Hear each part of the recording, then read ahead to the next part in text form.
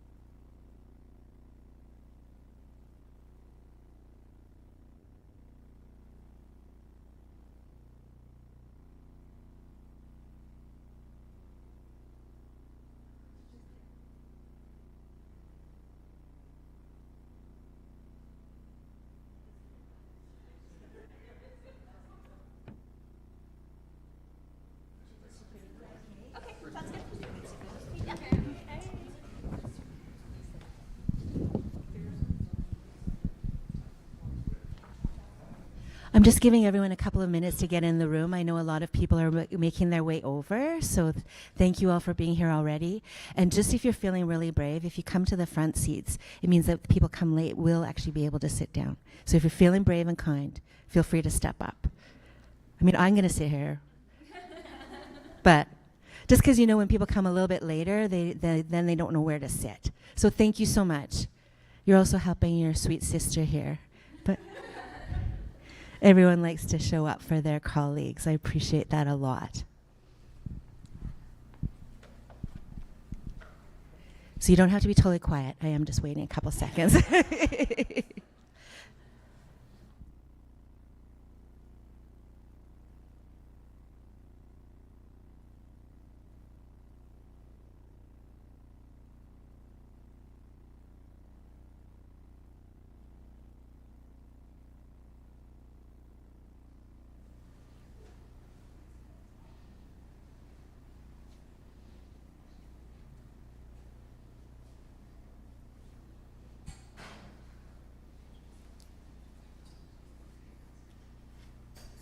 Okay, we have all of our grads here, so I feel like that's a good sense of who we really wish to be here. So I'm going to go now. You guys good? Okay, thank you. Welcome, everyone. My name is Jake Moore. I'm the director of the University Art Galleries and Collections and a professor in art and art history at the School for the Arts at University of Saskatchewan. I want to acknowledge first and foremost, and I'm going to read to make sure I get all names correct here, that I live and work on Treaty 6 territory and the ancestral lands of the Métis. I offer my respect and deep gratitude to the Nehiawak, Muskekowak, Nehitao, Lakota, Nakota, Dakota, Soto, Anishinaabe, Dene, and Métis, past, present, and future ancestors of this land, because these lines are not of the past, but hold great futurity. Knowing that the past is the present and the future too, I wish to affirm our relationship with one another and seek to deepen its connection as one of legitimate reciprocity, bounded in the simultaneous action of learning and unlearning as we come to know what it means to be responsible and planetary in our interconnection. I'm so happy to welcome you here to Making Public 2025. This is an annual program of research presentations from our MFA candidates as they prepare for their theses. The thesis in fine arts is an exhibition. Talk and text are methodologies that support and engage what we do. As a practice-based form of research, artists make thinking and think making. Please join me, in welcoming. Please welcome me. I was feeling a bit unwelcome. I was not at all. Thank you so much. I have to admit, I feel like this is a bit of our home here in the rounding space, and I'm so glad to have you all here. I wanted you to actually help me in welcoming Professor Eladon McGuff, who will introduce today's speaker.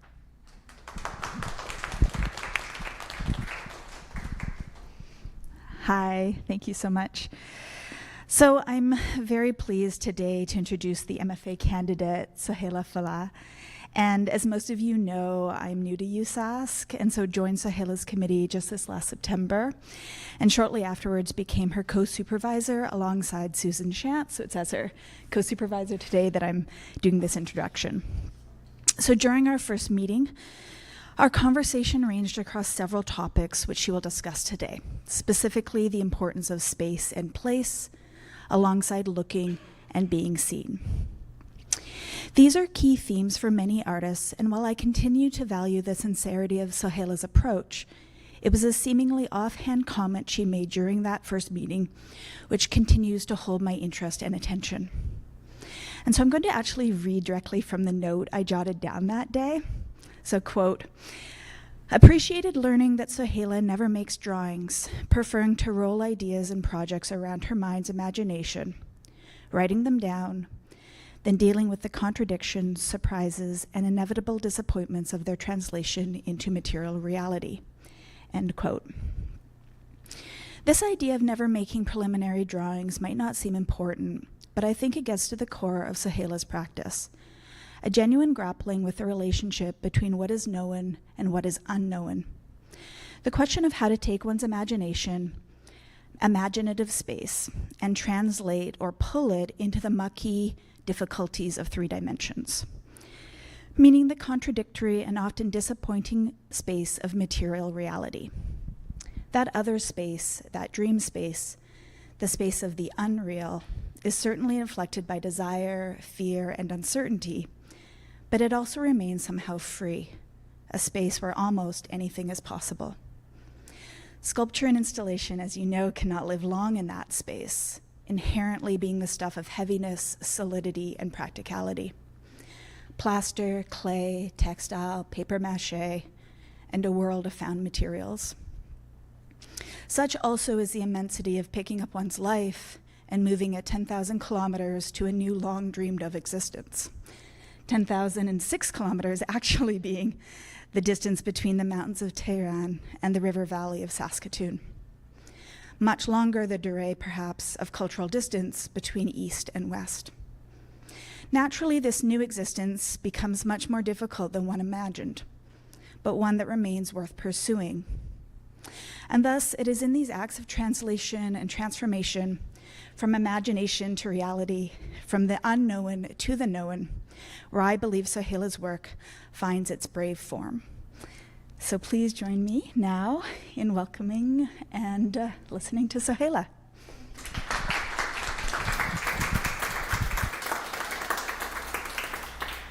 Thank you so much.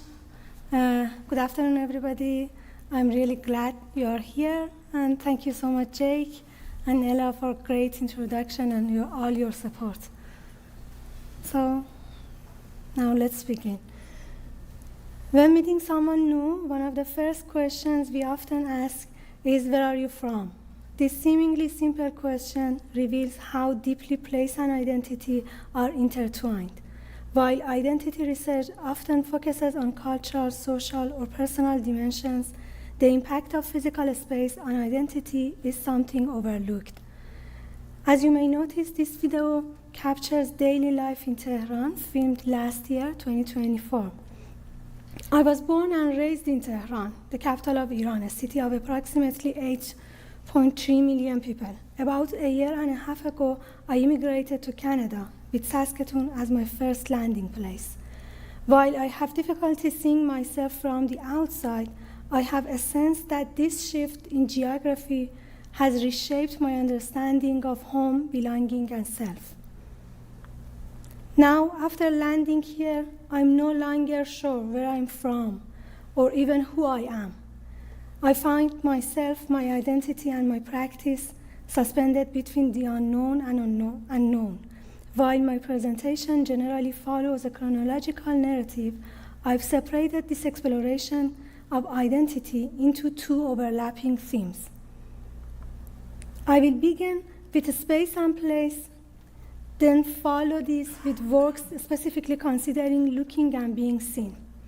Space and place refers to the interconnected relationship between the environment we inhabit and how they shape our sense of self. Where we live, work, and interact influences our values, beliefs, and perceptions. I earned my bachelor's degree in sculpture from the Art University of Tehran, where I discovered an imaginative world of form and material, my own wonderland. The university is located in Bagh Milli National Garden, a historical site originally built as a military training ground during the Qajar era between 1867 and 1869. After the 1928 coup, which according to Persian calendar is the year 1307, military relocated and the space was transformed into Bagh Milli. Passing through its break gate, one encounters the Ghazzakhane building. Today, it serves as the Faculty of Art. Referring to this layered historical backdrop, I developed a site-specific installation on the steps of our university's former Cossack building, once occupied by a male military force. 5 pairs of cast-red high-heeled shoes stand in rigid formatting, evoking a sense of presence and absence. The shoes suggest traces of unseen figures hinting at the past narrative while confronting the emptiness of the space. Through this quiet arrangement, I aim to reflect on memory, transformation, and the prolonged echoes of those who once occupied the space, questioning how the memory of our presence can be contained within it.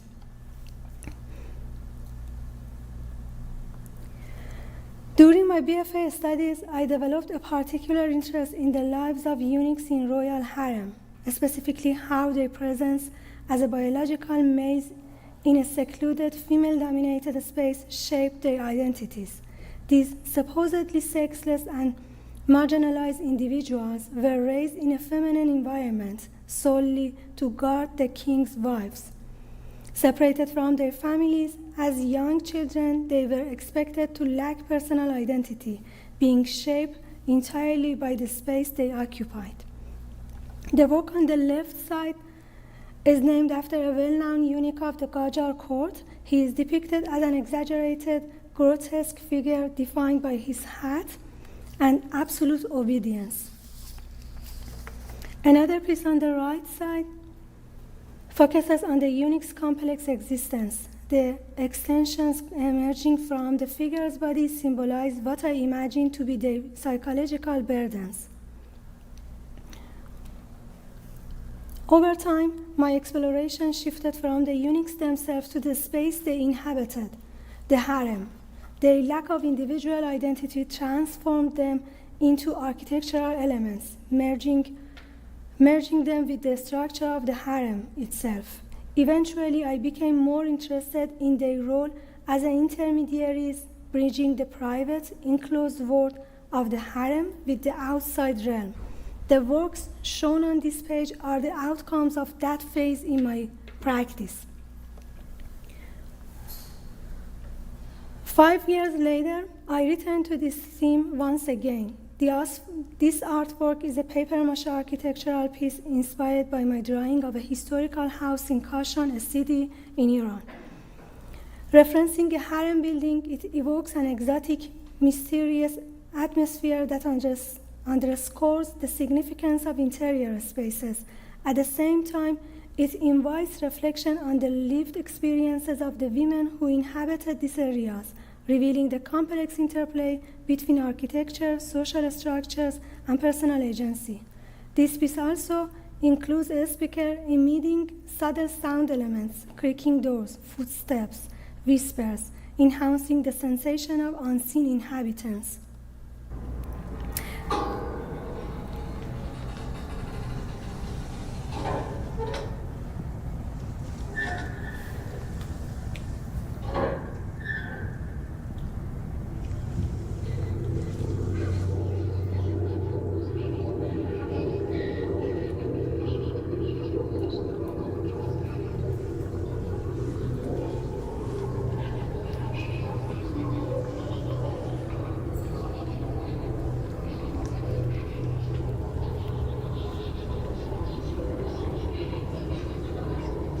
I don't want to go through it completely. I just wanted to give you the sense of how it looks in a space. Another unifying concept in my work is looking and being seen. I often explore this through mirrors, lenses, and portal devices that distort perception and complicated self-image and social connection. The Iranian Shahr Farang, a portable rarity show device used for storytelling and entertainment, resonates deeply with my artistic approach. Rarity show devices were inspired by European peep show, but they lacked a pornographic element. These devices were popular in Iran during the early 20th century, offering glimpses into distant world. Like my interest in Unix, Shahr Farang served as an important metaphor in my work. I use them as a bridge between two worlds, the known and unknown, mediating inside and outside, not only as a physical space, but also as a psychological and emotional state. This image is one of the works that I made, and as you can see, is a hollow sculpture inspired by the structure of the rarity shows. It features two movable lids, allowing viewers to slide them open and reveal a blurred video of a familiar interior space. Inside, two small monitors display the same video, each starting at a different time point. You might notice, you can see in this size, a very tiny, small video. The act of peering through a lens and guiding the viewer's gaze reflected my curiosity about perception, how we experience and interpret reality. This is the piece that I did last year during the MFA group show in the Gordon Esler Group Gallery called Senius. Aperture consists of two distant pipes installed through the wall. The left pipe offers an inverted view of the opposite side, while the right pipe, with a lens positioned at the top, provides an unexpected view of the viewer's own head. In Iran, my work focuses on external places of identity, people and objects shaped by a space where they did not fully belong. After immigrating, I found myself experiencing displacement firsthand. It hurts. My lens, once directed outward, is now turned toward myself. This is the piece that the first piece that I made when I arrived here. If you were me, engage the audience by placing themselves into the sculpture by looking through its open eyes, seeing themselves reflected within the arch mirror.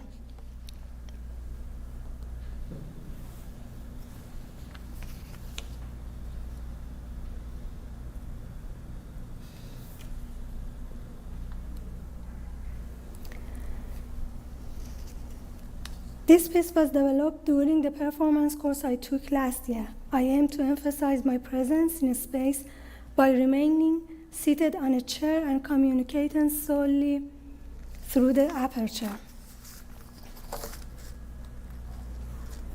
The use of black fabric reflected themes of mourning and hidden depression prevalent in Iranian society. This depression is the direct result of the Islamic Revolution of 1979, quickly followed by the Iran-Iraq War, 1918 to 88.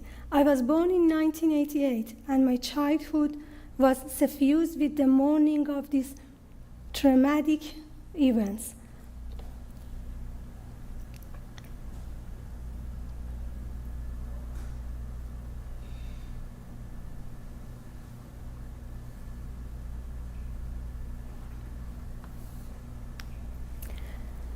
I later decided to wear the piece and walk among people as a representation of how strange I perceive myself from the outside, carrying my Iranian heritage. This video expands on this concept by separating my outside view from the inside view.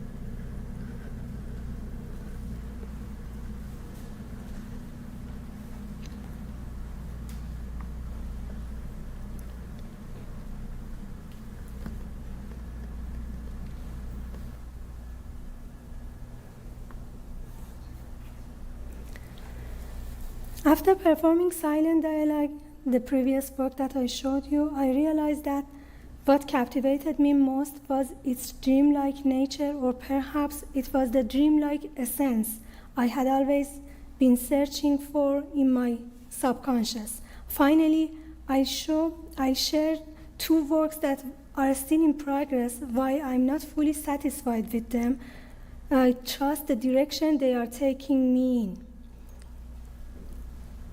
In Dreamer, I embody the fluid nature of dreams, where boundaries blur, identities stretch, and presence becomes multidimensional.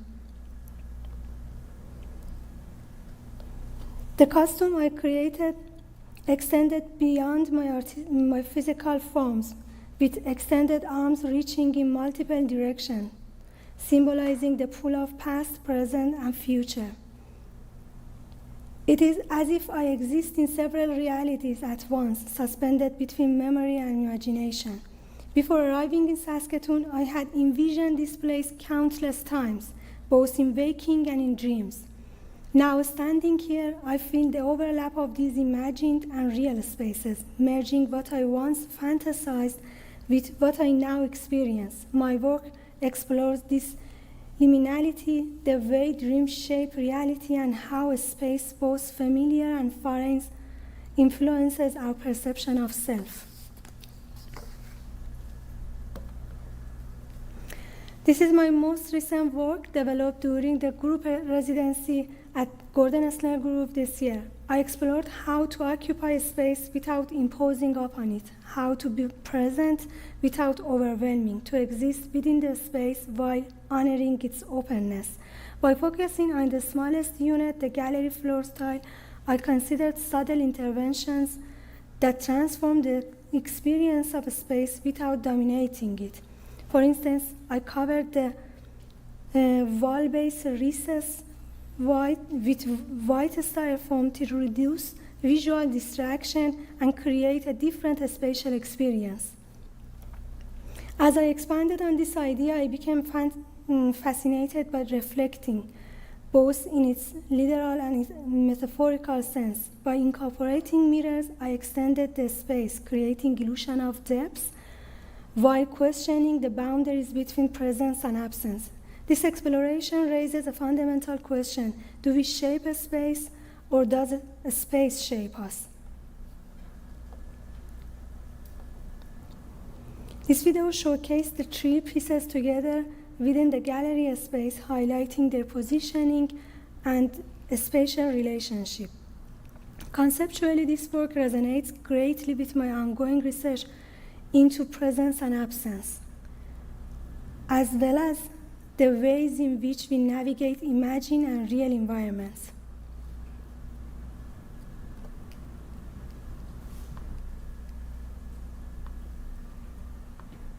Thank you so much for hearing.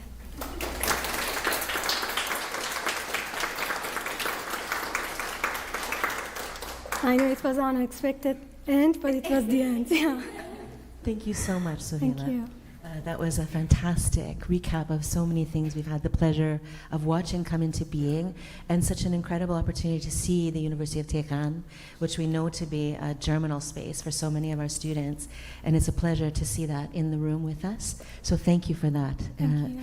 There's an opportunity for some questions from the audience, or responses. Is there anything people might like to ask further? Or you're now also satisfied, you just want to have a snack? Okay. This is a selfish question and fabulous presentation. Thanks so much, Sohaila. Thank you. I'm really curious if you have a kind of visual conception of what your MFA exhibition is going to be, what form it will be taking, if it's going to be sculptural, installational, performative, video, or if you're going to continue to work between all of those mediums. So I'm just curious if things have started to form there already. Thank you for the question. Yeah, it's a little forming because we are so close to that. For me, it's a combination of videos, because I learned a lot about videos, and I really like to have it in my shows, kind of using that, but it gives me more opportunity to expand my idea. So video would be one of the show elements that I will use on that. In my exhibition, and yeah, I'm working on some things, as I said, something between present and absent, playing with that fact that we can see something, and or we might notice it at the first, or these kind of playful things, which is really interested for me, and I always like this kind of way of approaching things. So for me, it's like that, playing with different materials to give me some sense of not being seen from the beginning, and then you figure it out, oh, there is something else here. Yeah, I'm not sure if I answered your question. It's like a whole bunch of threads that we've seen here kind of coming together. Yeah, exactly. Yeah. Thank you. Cam. Thank you, Sohaila. I loved the talk. It was really interesting. I have two questions, but they're not related, so I'll just stick with one and maybe ask you another one later. Sure. In terms of space, I see a focus on institutional space, even in Iran, like the school, and then here, the university. I'm wondering if you have any thoughts about like domestic space, or the space of home, if that's come into your work at all here or in your home country, and maybe is there reasons, do you separate them? Do you see them as the same? For me, they are not separated, because they are all places that we live and we present at that places. Maybe my university role is bold, and here in the academic aspect is bold, because most of the time I'm here. When I started from the University of Art, and I found many perfect things there, so there are some bold things in my mind. Go ahead. Yeah. Follow up and related question. And I loved the video, which to me was very much like public space, even though market, but it was public space, which I see as different than like an institutional space. And I wonder about your feelings about public space here? Like, do you have access, or has weather or your work here limited that? And yeah, do you want there to be any critique on institution through your work, like the video in the hallways of the school? Like, does the institutional space come into play there? If I wanted to say about the public space here and my experience about that, for me it's a huge difference between public space here and there. I can't compare them because the population and the structure of these two places are different. And I don't have any friends. I don't know any places that I can hang out there. So for me, public space is not something here, is not something that I can say that it is mine now. Mm-hmm. But for sure, the academic space is mine. I know everywhere in the campus. I'm so familiar with the campus, and I'm so comfortable with that. So maybe the reason behind this focus would be obviously about my life, comes from my life. And yeah, but in Iran, when I was in Iran, everything was accessible for me. I knew every single alleys in Iran, in Tehran, I mean. So that's a very interesting comment, and I appreciated how in your talk you also said like your lens used to be so much more outward pointing, and now because of this circumstance it's inward pointing, and maybe that institutional space is like a slightly expanded field, but yeah, it is very distinct architecture though, which is quite interesting. Thank you so much. Gabby, I just want to follow up a little bit before I go to you, Gabby, if you don't mind, because one of the things that has come into common conversation at the MFA level is this idea of being homelandless. You know, that there's so many people have come from elsewhere, and while the homeland still exists, it's now in one of those interstitial spaces that you were describing. And so it's very interesting to imagine that where you're most comfortable now or feel the most access to is an institutional space. And you've always been addressing the capacity to see, and now this incredible observation of being seen, like that, like what it was before was what is presented, whereas now that introspective visual of you as architecture oftentimes, and thinking about those different forms. And with your sleepwalker, it's remarkable to see that transition also into white from the black of the original forms, and how that relates back to your first sound sculpture, the harem space that you could not get into, but we could hear that something was happening.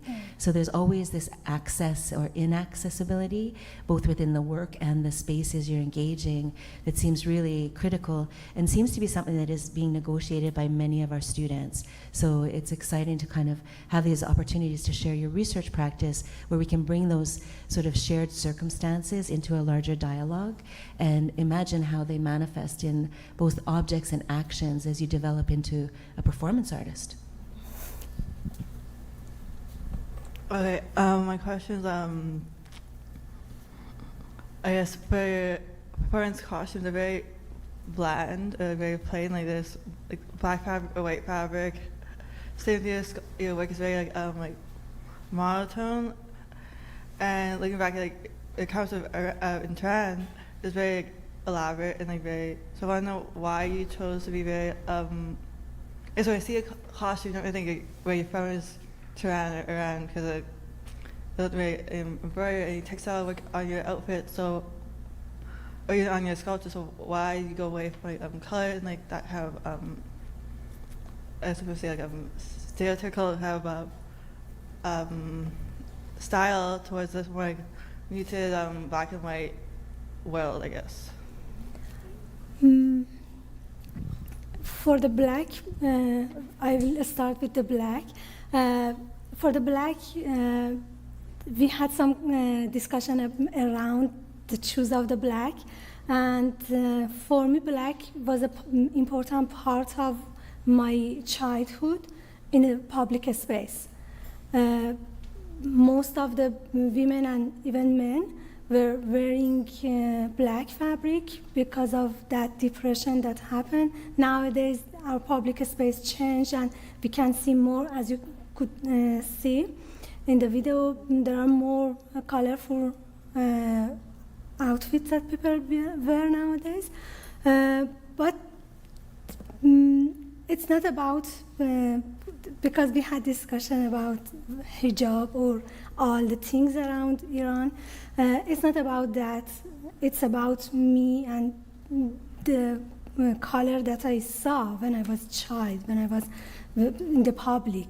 And when you have different angle of seeing people, things that you can see are so symbolic for you. You can choose something, and they will remind you, they will be in your mind for whole life. You can have them, you can change them, even though you might see that it was not correct at that time, but you had it in your memory. About the white, the dreamer, it was bed sheet that I used for making that outfit. For me, dream is always a white transparency things, and not just because of the color or the bed sheet that we use for when we are sleeping. It's about the quality of, or inaccessible quality of the dream that we have. You can have it, you can hold it for the whole time. I just wanted to show that feeling, that emotion of being not accessible as much as I want, at least. I'm not sure if I answered your question. So, so it wasn't just choose between black and white kind of things. Maybe it happened accidentally, and when I'm showing you, you might figure out why it's black and white. Simultaneously finding a color is always a hard thing. It's really hard to choose a color for your work. You've also made clear, though, that you're wanting to avoid stereotypical understanding of women in Iran, and that idea of the textile, the rugs, the mathematics, all of these things, that obviously they're components of your life, but that's not what you're bringing forward. So this sort of new minimalism, that a lot of women are approaching very, I think, in ways, and I mean, Cam and I were discussing that this morning, the way that conceptual practices have been embodied in unique depth by this kind of inclusion of that narrative, and you definitely complicate those minimal forms in ways that invite us to take new observation. So just wanted to acknowledge that. Excuse me, reaching for Ryan. Hello, good talk.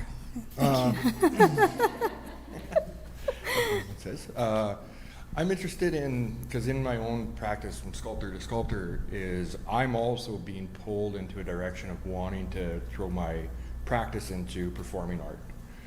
But I find there's I don't know, it's because I've worked with materials so much, there's almost like this apprehension, because now there's no filter between me and the observer, right? Whereas if I create an object, there's still that, right? And I'm finding, did you also experience some anxiety as you were doing this? And I really, because I too want to do some public things where there's no piece, that is the piece, right? Yeah. But it's you out there, and it's raw and it's real, and I'm just wondering, I get a little bit of anxiety thinking about it, and just wondering if you experienced it. Which is true. Yeah. And you're able to get past, like, and I think whenever you do this, it's probably highly rewarding, right? Once you get past that anxiety, I'll let you answer. Thank you for your comments. It was a big challenge for me when I wanted to decide about having the performance, and it wasn't a mandatory thing. When I took that course, we had some opportunity and we had some option that you can have it, and I was like that. This time I wanted to have it, because as you mentioned, all the time as a sculptor, you have your object that talk for you, but this time I wanted to be present by my whole body. It was really tough for me, and I showed it in different places, and every single moment that I wanted to put the hat on my head, I'm like that. Or another tough thing, I always think, even though I don't have any connection with the audience, I only have my eyes that just look at them when they approach. But still, it's a nervous thing for me, get me nervous whenever I'm thinking even about that. But it's a good way to start. For me, it was perfect because I learned a lot. And you can communicate more. And I really like interaction work. All the time I try to have it. And this time it was me that interact with the audience. So for me, it was a good experience. You should try. It's a very complicated thing when the subject becomes the object. Yeah. If you literally became the object, right? And there's many artists that, not many, but some that have done this so successfully, like Castles would be, I'd say, the number one that has done this in ways that really embody what it is. But your quietude in becoming object was in some ways even more daring, because you just have to receive what happens around you. You're kind of in action in a way, and that subtlety is a very difficult thing to maintain, and you've done it throughout all of the work, which I think is one of the threads that's really worth following here, is that willingness to retract in ways that allow for the presence you're desiring. Yeah, thank you. Any more questions or comments?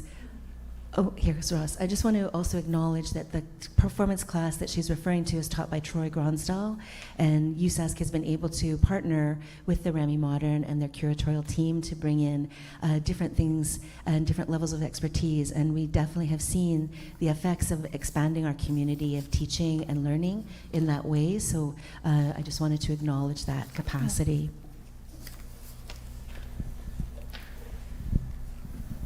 The 2010 French anti-burqa laws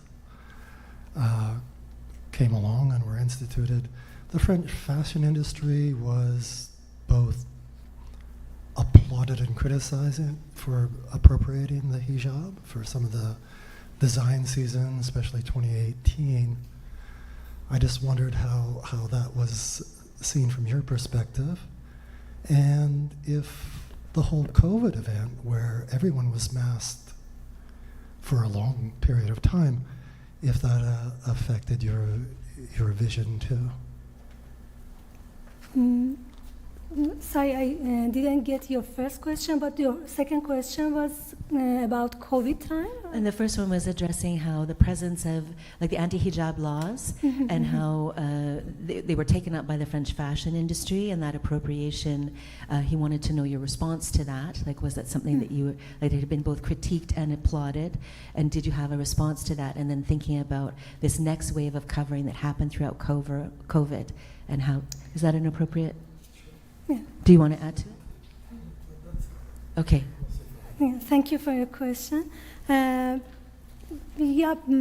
Honestly, at the beginning of my arrival, I was encountering this question a lot about wearing hijab or these kind of things. And I just arrived here after battling in the streets about not wearing hijab.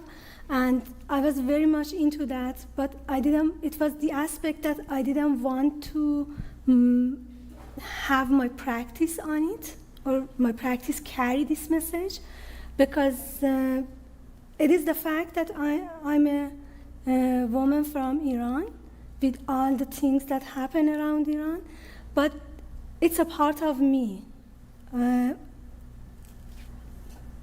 It's hard to choose to want to speak or not about these kind of things.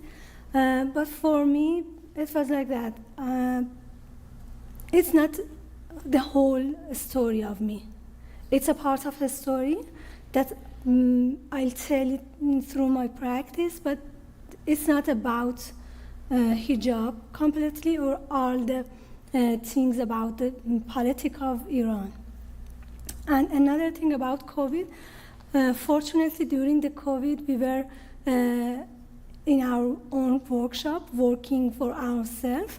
So I saw many artists that affected with that COVID period, but for me it wasn't like that. I didn't because I'm a social person. I prefer to have, and we always have this conversation about we are handshakers, we are hugging each other, and these kind of things. The only thing was missing these kind of gestures, but I didn't influence by that COVID, honestly, because I was in my own workshop and didn't went outside for, these kind of events or things that you need to be out, and then you think that you can't. Yeah, it's not an obligation. I want to acknowledge how important it's been for so many of our Iranian students that all are women to not be defined by the oppression that's been exerted upon them, and instead wish to define themselves in much more active ways.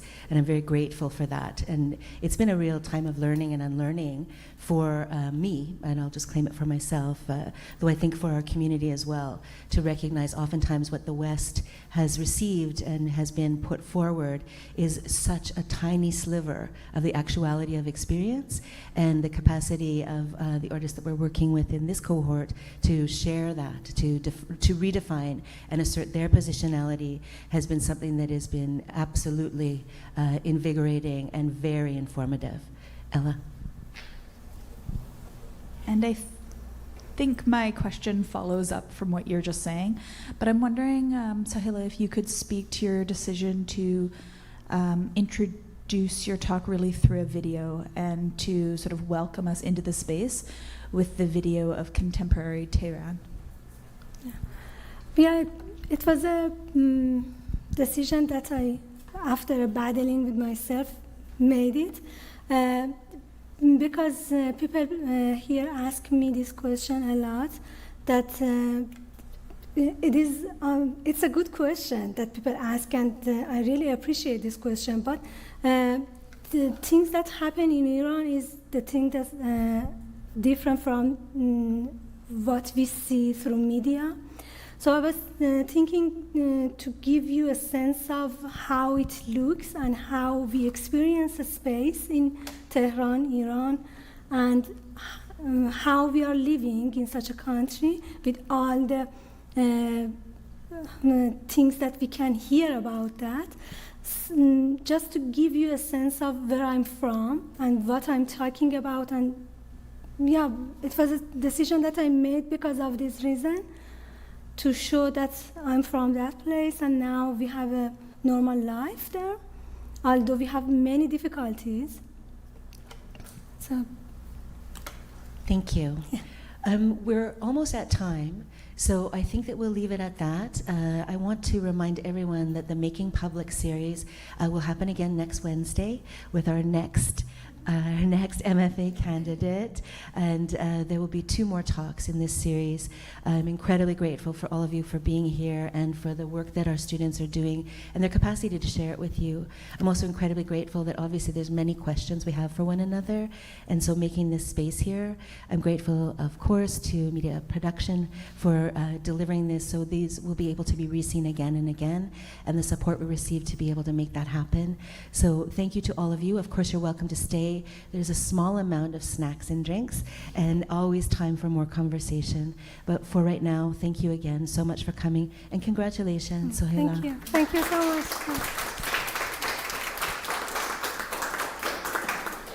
Thank you for hearing.